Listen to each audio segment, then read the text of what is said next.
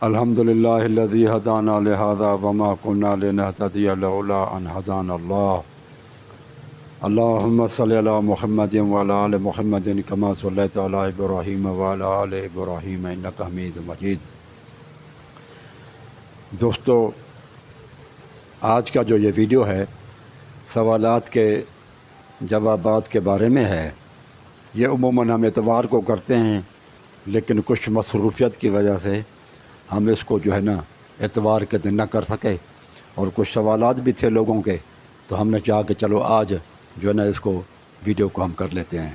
اعظم ثانی صاحب ہیں، اس نے سوالات کیے ہیں مہدی کے بارے میں بتایا جائے، اس کے بارے میں، امام مہدی کے بارے میں خصوصاً۔ یہ بھائی ابو داؤد کی حدیث نمبر 4286 ہے۔ اس کے اندر نبی کریم علیہ الصلاۃ والسلام نے یہ فرمایا، المہدی من اہل المدینہ، مہدی جو ہے نا وہ اہل مدینہ میں سے ہوں گے۔ یہ ابو داؤد کی حدیث ہے، رسول اللہ صلی اللہ علیہ وسلم کا فرمان ہے۔ اس کے مقابلے میں کوئی رسول اللہ صلی اللہ علیہ وسلم کی حدیث شیعہ کتب میں نہیں ہے۔ ان کی کتابوں میں یہ ہے کہ وہ مدینہ میں نہیں بلکہ سامرا ایران، جس شمال میں تکریت ہے، وہاں پر جو ہے نا وہ پیدا ہوئے تھے۔ اور سامرا میں اب بھی 2 اماموں کے روضے ہیں، قبریں ہیں، امام نکی کی اور امام حسن عسکری کی وہاں پر۔ تو وہ کہتے ہیں کہ وہاں سامرا میں ہی پیدا ہوئے تھے، لیکن ان کے پاس رسول اللہ صلی اللہ علیہ وسلم کی حدیث نہیں ہے۔ حدیث کے مقابلے میں کسی کی بات کو بھی کوئی وزن نہیں ہوتا۔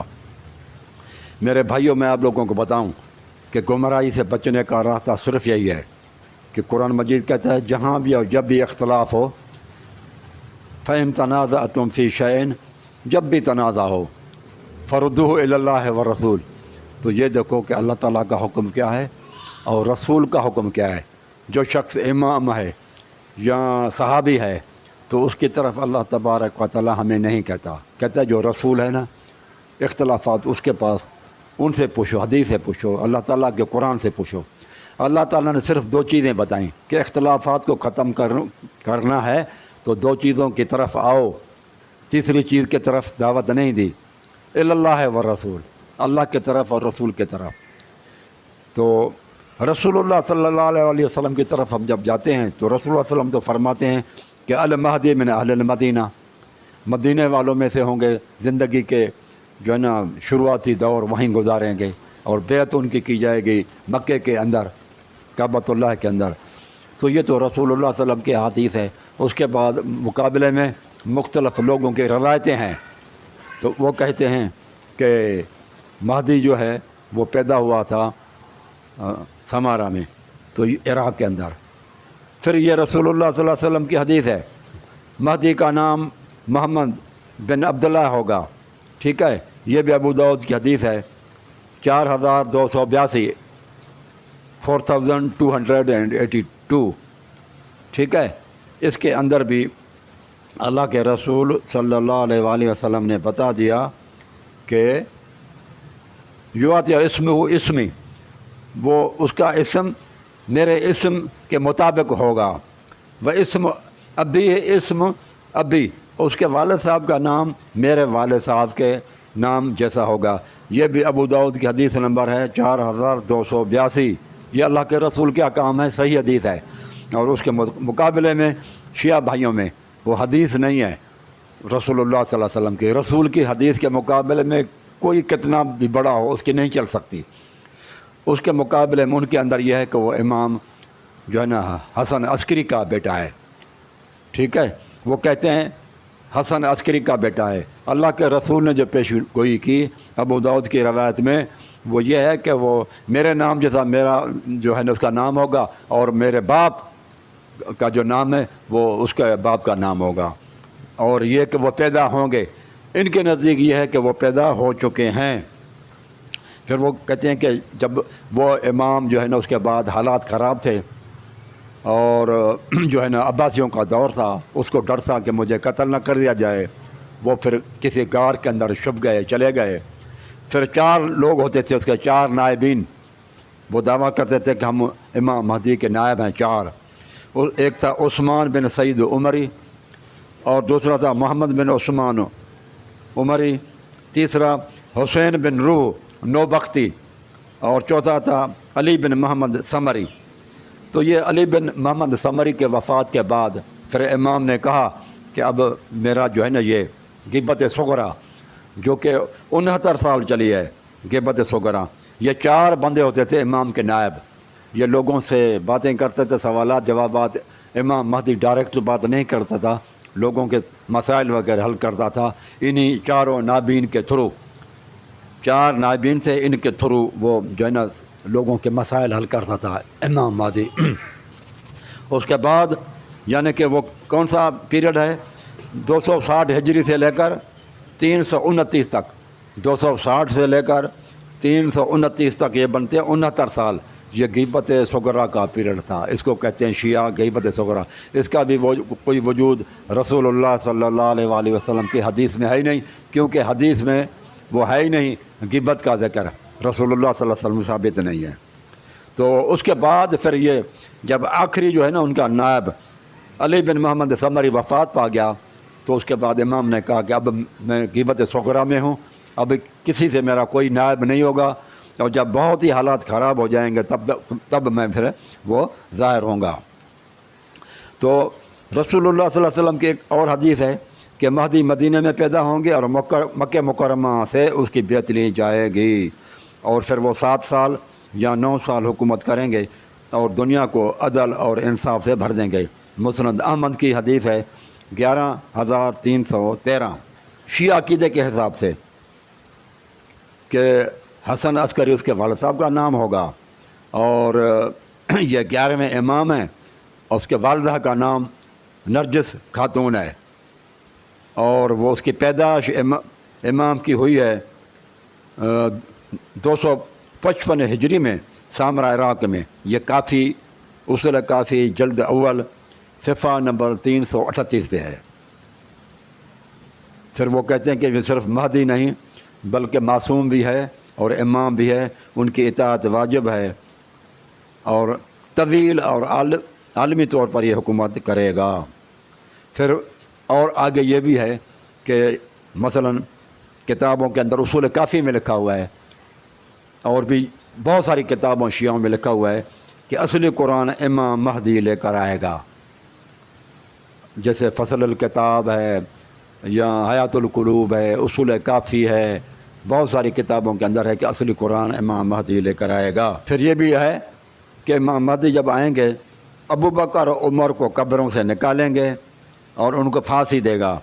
یہ حق الیقین ہے، جلد نمبر 2 ہے، میرے پاس بھی ہے یہ حق الیقین، اس کے صفحے نمبر 33 اور 34 اور 35 پہ ہے کہ وہ ابو بکر اور عمر کو قبروں سے نکالیں گے، ان کو پھانسی پہ لٹکائیں گے۔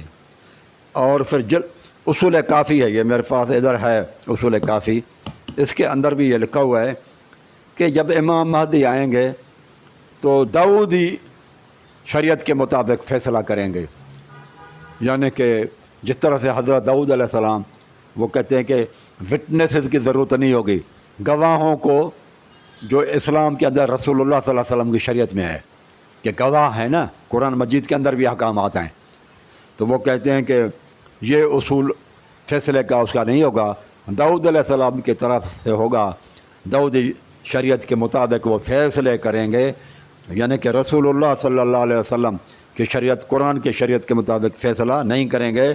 یہ اصول کافی جلد اول صفحہ نمبر 397 عربی میں ہے یہ۔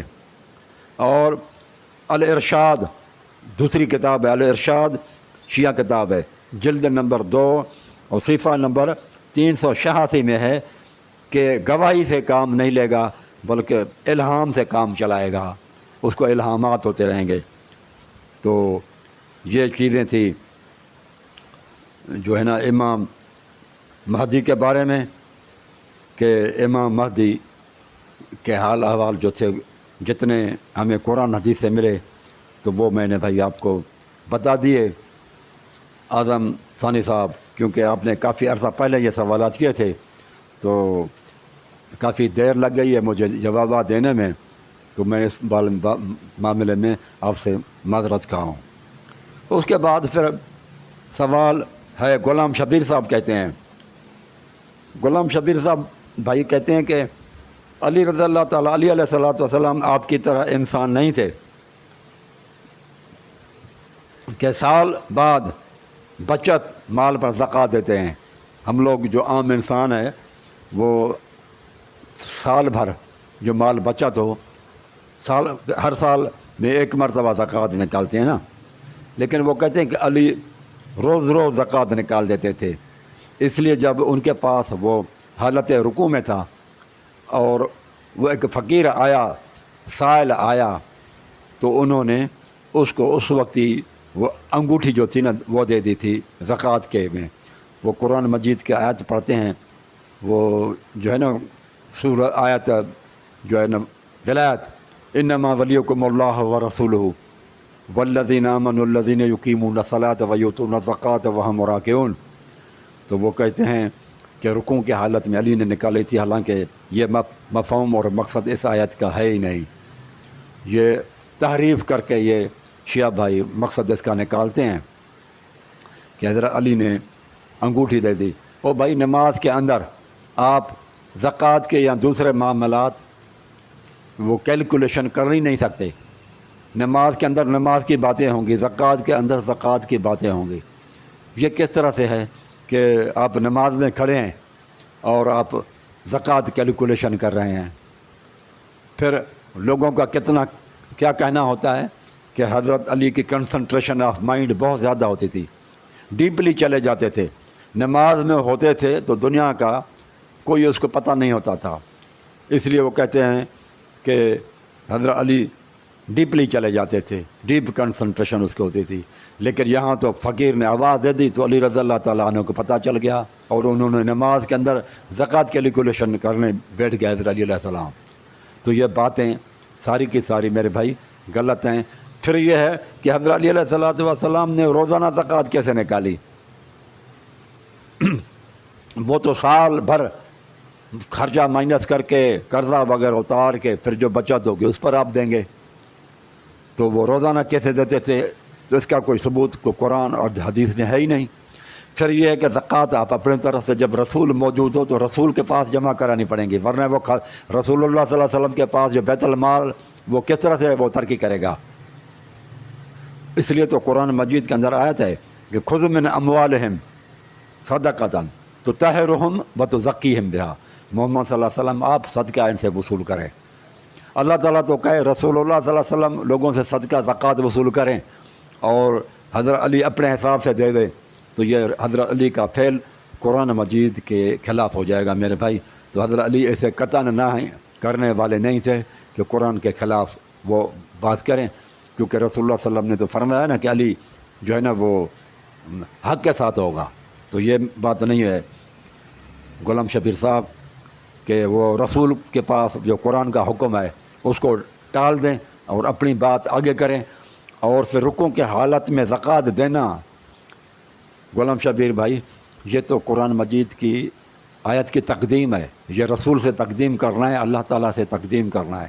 اللہ تعالیٰ فرماتا ہے یا ایھا الذین آمنوا، سورۃ حجرات پہلی آیت ہے، یا ایھا الذین آمنوا، اے ایمان والو، لا تقدموا بین یدی اللہ ورسولہ، اللہ تعالیٰ سے اور رسول اللہ صلی اللہ علیہ وسلم سے آگے مت بڑھو۔ یہ اللہ تعالیٰ نے نہیں کہیں بتایا کہ رکوع کی حالت میں، نماز کی حالت میں زکوٰۃ دیا کرو، ٹھیک ہے؟ رسول اللہ صلی اللہ علیہ وسلم نے بھی کبھی زکوٰۃ رکوع کی حالت میں نہیں نکالی، اور حضرت علی نے اپنے طرف سے نکال دی۔ تو یہ تقدیم ہے، تقدیم، اور بقور اللہ یاری یہ تقدیم اعمال کو برباد کر دیتی ہے، یہ بے ادبی کی نشانی ہے۔ آپ کا اللہ یاری کہتا ہے شیعہ کہ وہ اس کے اعمال آدمی کے برباد ہو جاتے ہیں، ان کا خیال یہی ہے، وہ ہے بھی غلط خیال اس کا۔ اگر وہ بات کرے حبطت اعمال کے اوپر اور کوئی شیعہ بھائی اس کو کہے تو میں اس کے ساتھ بات کرنے کے لیے بھی تیار ہوں، اس پر بھی مناظرہ کرنے کے لیے میں تیار ہوں اس کے ساتھ انشاءاللہ العزیز۔ لیکن وہ انشاءاللہ العزیز نہیں کریں گے۔ تو میرے بھائی کہ رسول اللہ صلی اللہ علیہ وسلم سے تقدیم نہیں کرنی، اللہ تعالیٰ سے بھی تقدیم نہیں کرنی، آگے نہیں بڑھنا، نہ اللہ تعالیٰ نے حکم دیا نہ رسول اللہ صلی اللہ علیہ وسلم نے کیا۔ پھر آج کے شیعہ آپ لوگ کہتے ہیں کہ اہل بیت کی پیروی کرو، علی علیہ السلام کی پیروی کرو، تو آپ لوگ خود بھی پھر علی علیہ السلام کی پیروی نہیں کرتے، تو پھر آپ لوگ کریں نا زکوٰۃ جب نکالیں شیعہ تو رکوع کی حالت میں نکالیں، اور اس لیے کہ جو علی علیہ السلام کی پیروی نہیں کرے گا آپ کے حساب سے وہ لعنتی ہے، ملعون ہے، جو علی علیہ السلام کی پیروی نہیں کرے۔ اس حساب سے وہ لوگ جو علی کی پیروی نہیں کرتے اور زکوٰۃ رکوع کی حالت میں نہیں نکالتے، تو آپ کے عقیدے کے حساب سے وہ ان کے اوپر گویا کہ اللہ تعالیٰ کی لعنت ہوگی۔ تو یہ جو ہے نا آپ دیکھیں، آپ اپنے جو ہے نا اصولوں کی وجہ سے آپ پھنس رہے ہیں اس چیز میں۔ پھر وہ عابد بھائی صاحب کہتے ہیں کہ اتنے واضح دلائل کے بعد بھی وہ کہتے ہیں زین رضا صاحب نے، جعفری صاحب نے آپ کو مناظرے میں عابد بھائی صاحب بات کہتے ہیں کہ بہت سارے دلائل اس نے دیے، اس کے باوجود بھی آپ کی بات سمجھ میں نہیں آ رہی ہے۔ وہ مجھے کہہ رہے ہیں کہ زین رضا جعفری نے آپ کو بہت سے اچھے اچھے دلائل دیے، اس کے باوجود بھی آپ سمجھ ہی نہیں رہے۔ وہ کہتے ہیں کہ خود نبی پاک صلی اللہ علیہ وسلم بنفس نفیس آئیں اور کہہ دیں کہ میں نے جنت کے دروازے پر لکھا ہوا دیکھا ہے علی ولی اللہ، تو بھی آپ انکار کر دیں گے۔ ان کا خیال عابد بھائی کا یہ ہے، بھائی میں انکار کروں گا شریعت کا نا، جو چیز رسول اللہ صلی اللہ علیہ وسلم نے دیکھی میں اس کا انکار نہیں کرتا، میں انکار یہ کرتا ہوں کہ جب آپ رسول اللہ صلی اللہ علیہ وسلم کی دیکھی ہوئی چیز، رسول اللہ صلی اللہ علیہ وسلم کا مشاہدہ کیا ہوا جو ہے نا نظارہ، رسول اللہ صلی اللہ علیہ وسلم نے جو مشاہدہ کیا یا جو چیز دیکھی، وہ اس وقت شریعت نہیں بن سکتی جب تک کہ رسول اللہ صلی اللہ علیہ وآلہ وسلم خود وہ اس کو شریعت نہ بنائیں۔ رسول اللہ صلی اللہ علیہ وسلم زبان سے کہہ دیتے، اب وہ تو صرف مشاہدہ کیا، لیکن آپ نے کسی کو پڑھایا نہیں، آپ نے کسی کو کہا نہیں، آپ نے کسی کو تعلیم دی نہیں۔ شریعت تو تب بنے گی نا جب رسول اللہ صلی اللہ علیہ وسلم کی زبان مبارک سے ادا ہو، آپ حکم دیں، آپ عمل کریں، آپ کے فعل اور قول، یہ شریعت ہے نا میرے بھائی۔ تو آپ کا نہ قول ہے نہ فعل ہے، نہ آپ کے سامنے کسی نے یہ کلمہ پڑھا جو آپ نے دیکھا تھا، آپ کہتے ہیں کہ علی ولی اللہ دیکھا تھا، تو کسی نے پڑھا بھی نہیں آپ کے سامنے، تو وہ شریعت کیسے بن گئی؟ مشاہدہ رسول اللہ صلی اللہ علیہ وسلم نے تو مشاہدہ کیا، موسیٰ علیہ السلام کا مشاہدہ کیا، عیسیٰ علیہ السلام کا کیا، 1.25 لاکھ پیغمبروں کا رسول اللہ صلی اللہ علیہ وسلم نے مشاہدہ کیا، جنت کا مشاہدہ کیا، دوزخ کا مشاہدہ کیا، دوزخی لوگوں کا مشاہدہ کیا، جنتی لوگوں کا بھی مشاہدہ کیا، اور ابراہیم علیہ السلام کا بھی مشاہدہ کیا۔ تو کیا ہم موسیٰ علیہ السلام سے بار بار آتے رہے؟ 50 نمازیں فرض تھیں، موسیٰ علیہ السلام مشورہ دیتے رہے کہ کم کروائیں، جب 5 ہوئی تو بھی موسیٰ علیہ السلام نے فرمایا کہ یہ آپ کی امت 5 بھی نہیں پڑھیں گی، اور کم کرواؤ۔ تو اللہ کے رسول نے کہا نہیں۔ اب مجھے بتاؤ، تو کیا موسیٰ علیہ السلام کا مشاہدہ بھی تھا اور ان سے کلام بھی تھا؟ تو کیا موسیٰ علیہ السلام کے مشاہدے کی وجہ سے کلمے کے اندر ہم موسیٰ علیہ السلام بھی ڈال دیں، یا موسیٰ علیہ السلام کی شریعت پر عمل ہم کریں کہ رسول اللہ صلی اللہ علیہ وسلم موسیٰ علیہ السلام کا مشاہدہ کر کے ہیں، ان سے ہم کلام بھی ہوئے ہیں؟ تو ایک ہے شریعت اور ایک ہے مشاہدہ۔ وہ میرے بھائی مشاہدہ کرنے سے کوئی چیز شریعت نہیں بن جاتی، شریعت تب بنے گی جب اللہ کے رسول آرڈر کرتے، حکم کرتے، شریعت آپ عمل کرتے، کسی کو پڑھواتے۔ آپ کی کتاب جو ہے اس سے میں نے ثابت کیا تھا کہ بی بی خدیجۃ الکبریٰ کو رسول اللہ صلی اللہ علیہ وسلم نے یہی کلمہ پڑھایا۔ پھر آپ دیکھیں کمال الدین کے اندر بھی ہے یہ روایت کہ یہ امام مہدی کی والدہ نرجس خاتون جو رومی شہزادی تھی، کرسچن تھی پہلے، جب آئی تو امام نقی نے اس کو کون سا کلمہ پڑھایا تھا؟ وہ کمال الدین کے اندر موجود ہے۔ امام نقی نے ان کو جو کلمہ پڑھایا تھا، شہادتین والا کلمہ پڑھایا تھا، لا الہ الا اللہ محمد رسول اللہ، اس میں بھی علی ولی اللہ نہیں پڑھایا، صرف یہی ہے کہ آپ جو ہے نا کہیں اشہد ان لا الہ الا اللہ و اشہد ان محمد رسول اللہ صلی اللہ علیہ وسلم، یہ اور کوئی شہادت علی ولی نہیں تھی۔ تو چلو مجھے تو سمجھ میں نہیں آئی بات، تو امام نقی کو بھی سمجھ میں نہیں آئی بات کہ رسول اللہ صلی اللہ علیہ وسلم نے تو علی ولی اللہ والا کلمہ جنت کے دروازے پر مشاہدہ کیا ہے، تو میں کلمہ وہی بنا لوں۔ تو حضرت امام نقی کو بھی سمجھ میں نہیں آئی، او میری باتیں نہیں ہیں، میں جو باتیں جب کرتا ہوں تو وہ آپ کے امام اس میں وہ میرے ساتھ ہوتے ہیں، وہ آپ کی کتابیں ہوتی ہیں اور ائمہ سے وہ باتیں میں کرتا ہوں، اپنی طرف سے میرے بھائی نہیں کرتا عابد بھائی۔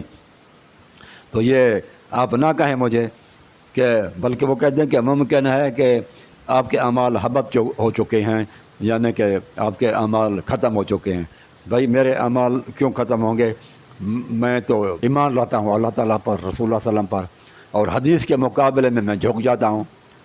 اعمال تو ان کے برباد ہوتے ہیں نا جو رسول اللہ صلی اللہ علیہ وسلم کے حدیث کے مقابلے میں کسی اور کا قول اور فعل کو اہمیت دیں۔ آپ نبی علیہ الصلوۃ والسلام کے حدیث کے مقابلے میں آپ نے دیکھا وہ زین رضا جعفری صاحب سے میں رسول اللہ صلی اللہ علیہ وسلم کے احادیث بتا رہا تھا اور وہ کچھ اور لوگوں کے اقوال پیش کر رہے تھے، پھر اس نے ایک بھی حدیث نہیں پیش کی جس میں شیعہ کا پورا کلمہ ثابت کیا ہو کہ لا الہ الا اللہ محمد رسول اللہ علی ولی اللہ وصی رسول اللہ و خلیفتہ بلا فصل۔ ایک بھی حدیث نہیں پڑھی، لوگوں کے رجال کے اقوال پڑھتے رہے، اور یہ تقدیم ہے۔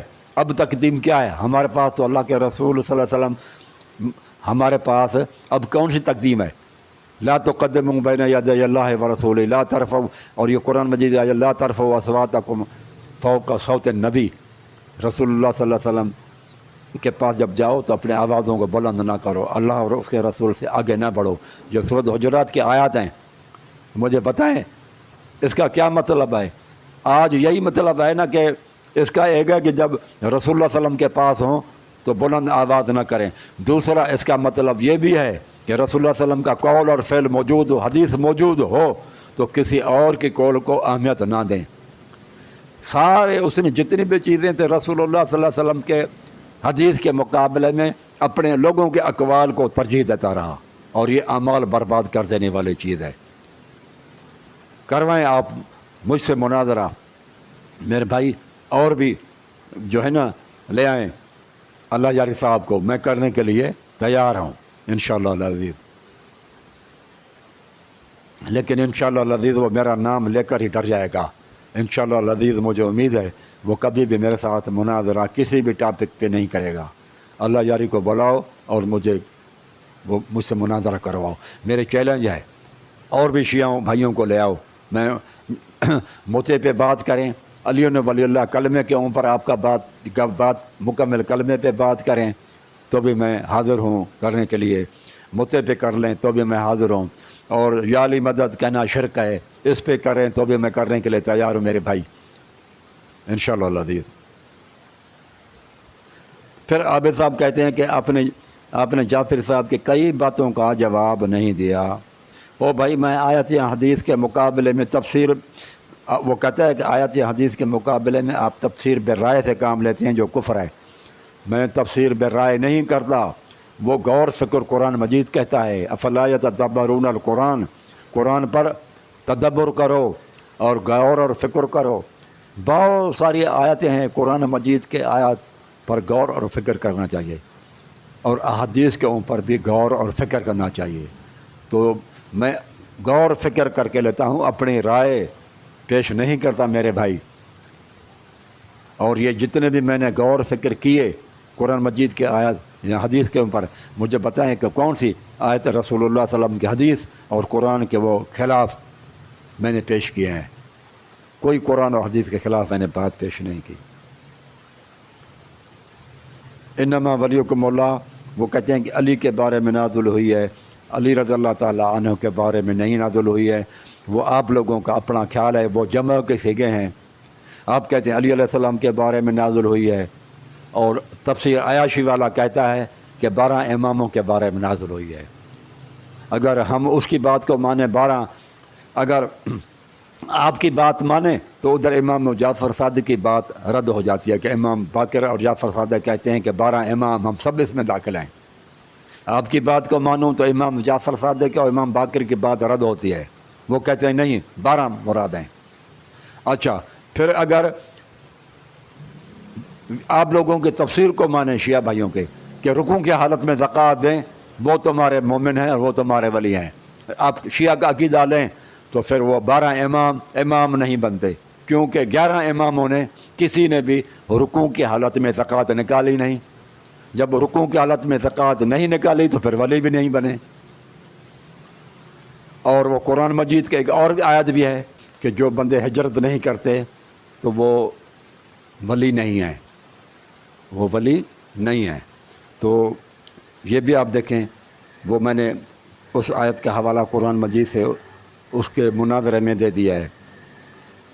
پھر وہ کہتے ہیں کہ آپ نے یہ جواب بھی نہیں دیا کہ سنیوں نے 8 کلمے بنائے ہیں، ان کا آپ نے جواب کیوں نہیں دیا؟ میرے بھائی، 8 کلمے رسول اللہ صلی اللہ علیہ وسلم سے ثابت نہیں ہیں۔ ان میں جو چیز ثابت ہوگی وہ سنت ہوں گے، اور جو رسول اللہ صلی اللہ علیہ وآلہ وسلم سے ثابت نہیں ہوں گے تو وہ جو ہے نا ایڈیشن ہوگا، وہ پھر بدعت ہوگا۔